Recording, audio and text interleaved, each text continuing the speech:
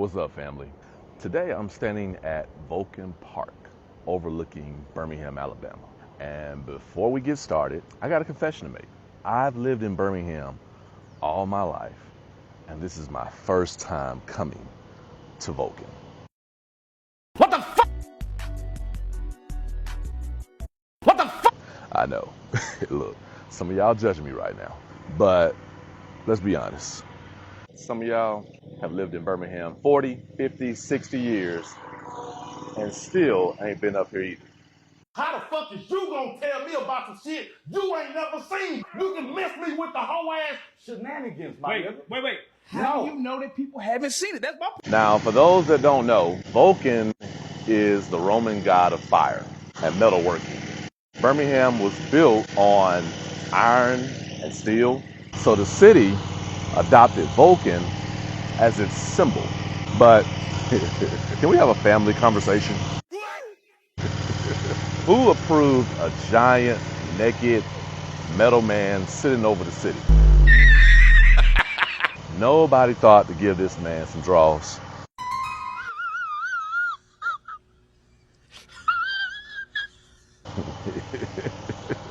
Every day, this brother wakes up and gives Birmingham a full moon.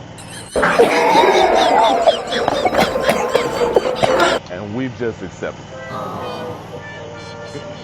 Standing up here looking over the city got me thinking about today's topic.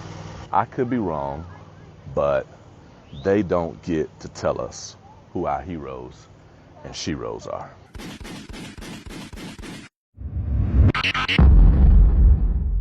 Now stay with me before y'all start typing, because somewhere along the way, society started acting like if somebody had flaws, made mistakes, got in trouble, or lived a complicated life, then you're not allowed to acknowledge anything good they ever did. Nope. I just don't think life works like that. Because if perfection is the standard, eventually everybody gets disqualified. Every leader, every athlete, every pastor, every politician, every activist, every one of us. Now, that's not me saying excuse bad behavior. Nope. That's not me saying ignore mistakes. Nope. I am saying, though, people are complicated.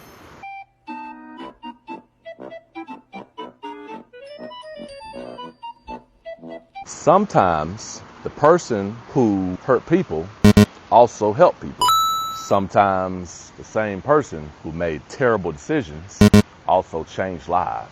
Sometimes the same person who fell short still pushed a city, a community, or a generation forward.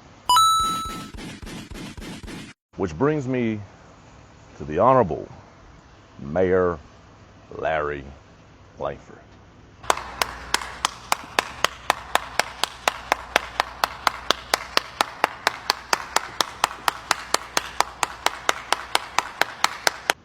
Larry P. Now, before y'all light me up in the comments, yes, Larry Langford was convicted. Yes, Larry Langford served prison time. That is part of his story.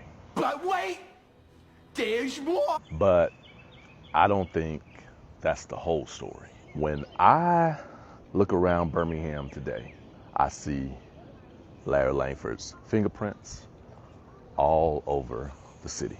Before Birmingham became cool, before downtown became a destination, before people started bragging about Birmingham, Larry Langford was dreaming big. This man wasn't thinking about what Birmingham was. He was thinking about what Birmingham could become. Think with me. Cross Place, Railroad Park, the entertainment district, downtown revitalization, economic development projects, airport improvements, tourism initiatives, neighborhood investments, scholarship programs. Many of the things we enjoy today either started under him, gained momentum under him, or visions he pushed relentlessly. And then there were ideas people laughed at, right? The Olympics. Look at the World Games. Came through Birmingham and now it's gone. A dome stadium. Now we have an open air stadium.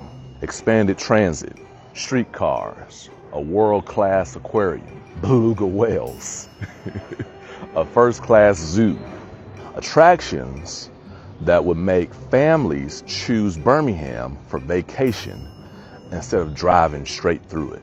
Now, maybe some of those ideas were unrealistic. Maybe some would have never worked. Maybe some were ahead of their time. That's fair. But here's what I know. He helped Birmingham dream. Yes. Yes. And that's something a lot of people overlook. When a city suffers from low expectations long enough, sometimes the greatest gift isn't the project itself, it's helping people imagine more, helping people believe they're worthy of more, helping people see possibilities they couldn't see before. And that's what I think Larry Langford did for a lot of Birmingham. That's my fucking hero. If he was to run for mayor today, it'd be a mandate. Get his ass back in there, right? Now again, vision doesn't erase mistakes. Mistakes don't erase vision. Both can exist at the same time. What you talking about, Willis? You can criticize somebody's actions while still acknowledging their impact. You can disagree with what they did and still appreciate what they inspired. Life is complicated like that. And standing here at Vulcan, looking over Birmingham, I can't help but wonder how many things we're looking at right now started as somebody's crazy idea. How many things people laughed at eventually became reality. How many dreamers got called foolish before they got called visionaries. That's why I say they don't get to tell us who our heroes and sheroes are. Yeah. That's a decision each of us has to make for ourselves. After all this, I could be wrong though. If you enjoyed this conversation, hit that like button, drop a comment, repost it, share it with somebody who loves Birmingham. Hell, if you love your city, I want to hear from you. Who is one of your heroes or sheroes that other people might find controversial, but you still admire them, and why? Let's talk about it in the comments.